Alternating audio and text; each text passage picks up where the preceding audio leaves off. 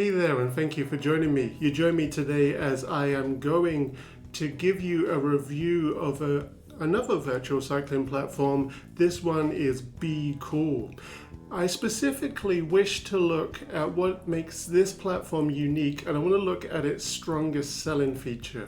However, before we get there, it's important that we do take a look at what is BeCool.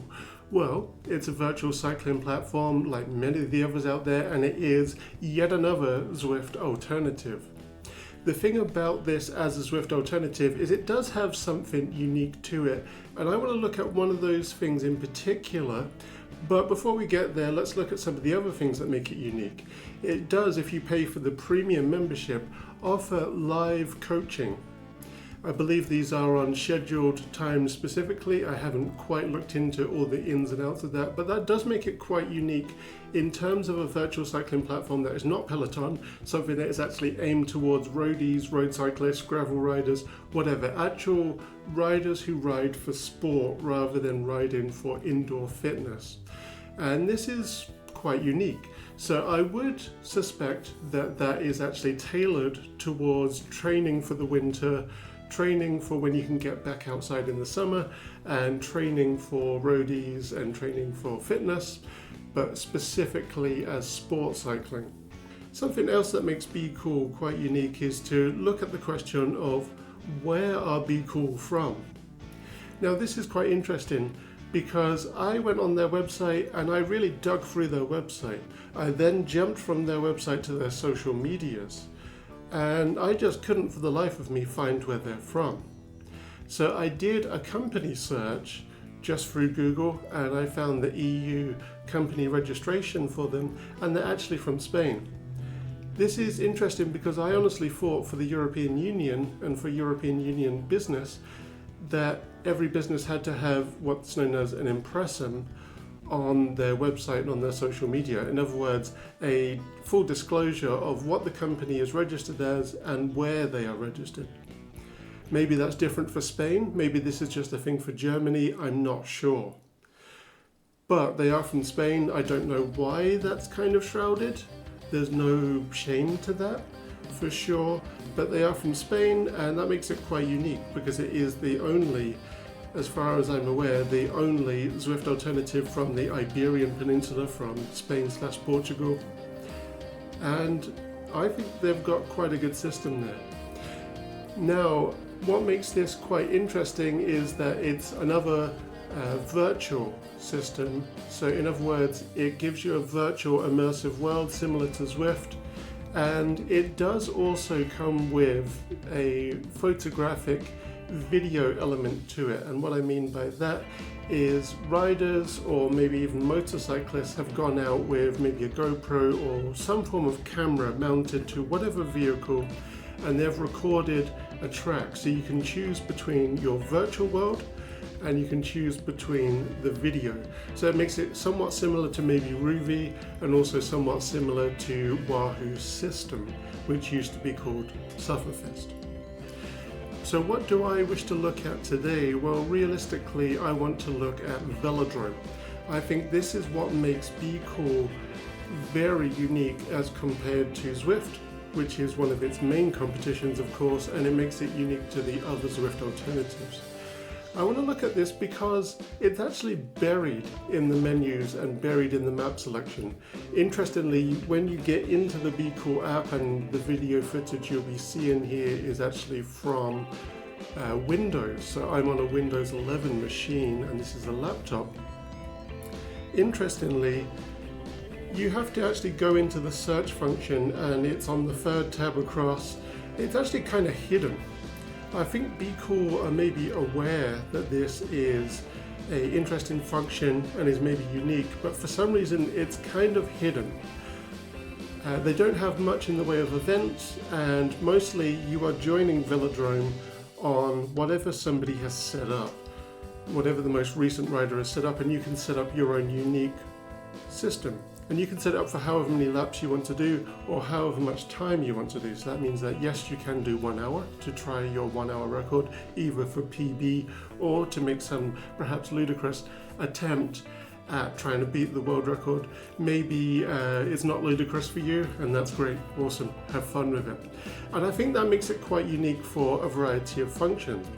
Firstly, it makes it quite unique for pace training, which is what I was doing for this review and what you will be seeing me doing in this video review. And what I mean by that, because pace training is a huge umbrella term, what I mean is that I was specifically looking for cadence rhythm, training myself to not get too eager to do fast feet and train myself to find a cadence and hold it. So I was training over threshold, trying to go over threshold. That didn't quite work out, and I'll talk about why. And so I was in the 13-tooth gear in the big chain ring, and I was trying my best to go great guns, but I was looking to have a lower RPM and train at that cadence. So I was specifically looking for between 80 and 95. I didn't want to go anything above 95, ideally in the 80 to 90 range. And as you can see from the video footage, it mostly worked out. Now what happens for Be Cool to be able to do the velodrome is, yes, you have the banking of the velodrome. What happens is that erg mode is switched off and you just have your trainer resistance. I believe what happened, which made it a little bit difficult for me to stick at a consistent power, but be able to stick at a fairly consistent cadence and be successful at that, at least that aspect of pace training, was the fact that when you come round to the those pinched corners where you get the elevated banking, there's something in there where that erg mode is kind of kicking in a little bit, and it takes off the resistance that you get on the relative flats of the banking as you're coming around the main straights, if you will. However, I do find that it seems realistic. I'm not a track cyclist. I'm sure that any track cyclist who watched this will have something to say about that, and maybe it's not as realistic as I think, but for us roadies, it's not really factoring in. It seems realistic, and it opens up a whole world of pace training where you can look at your over-unders at that side of pace training, or your cadence rhythm on the far side of pace training, and work on it in the velodrome. I think that makes it wildly unique. You're often in the velodrome with other riders who either joined before you or will be joining after you, and so that maybe adds in a competitive element. And you could also do the video version of the velodrome, as we were talking about, the video option rather than just the virtual version. You can also change your virtual cameras if you're on the virtual version, similar to Zwift, Movie, etc. So I really think this is Be Cool's strongest feature, and their strongest unique selling point is the velodrome. But it's, like I say, it's kind of buried in the menus, it's buried in the map selection. So that makes it quite unique. So you can see me here on my road bike, and you can see that I'm keeping that cadence fairly well and keeping a fairly good cadence.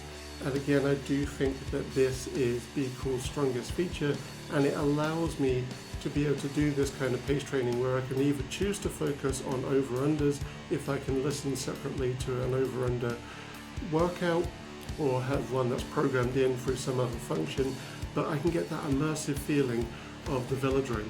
And because it has that fairly flat and fairly consistent terrain, it will allow me to focus on that without any interruption from trainer resistance. So I can choose my resistance via gearing rather than having to rely on the virtual world. So that makes it quite unique. It gives me that immersiveness, and it allows me to train through any kind of separate functionality where I can have over-unders in there, or I can just ride in there, try and do my best in an hour, try and see my distance, beat my own PB for the 1 hour record, for my own personal 1 hour record, or of course I can do cadence rhythm training. So I do think this is great. I do think Be Cool is really well poised to be a Zwift alternative. My only recommendation to them would be maybe focus a little bit more on promoting that velodrome function, because it is so unique at the moment in the virtual cycling world. I don't really know why that's buried in your menus there. I would really kind of lean on that a little bit more. Of course, lean on your live coaching as you do, but look at what your strengths are. Look at it from the customer experience, and then maybe build that into the baked-in customer experience. Is Be Cool fairly priced? I'm not entirely sure, and I'm maybe not the best person to ask for this. In Canada, in the Canadian dollar, for me personally, no. However, if you are a consumer in the European Union or in the UK where you are earning euros, or you have a fairly good conversion rate against the euro, for example, in the UK, then maybe this is actually really fairly priced and is fairly competitive against Zwift. But when Zwift is $18.99 and Be Cool's price for conversion is above that, I'm not sure how great it is. If I was in a position to take full advantage of the live coaching, maybe that would actually sweeten the deal and sweeten the pot and make this a really good alternative. But for me personally, I'm not at that level of road cycling. For me, this is sport, but on the more casual entry-level athlete, not in the arena where I really need to be trained at any kind of imperativeness. So for me, it's not fairly priced, but this comes down to personal perspective and personal choice. Alright, so that's going to be where I'm going to leave it today. I hope you enjoyed this review. I hope you found it helpful. And go out there and enjoy your cycling journey. Thank you.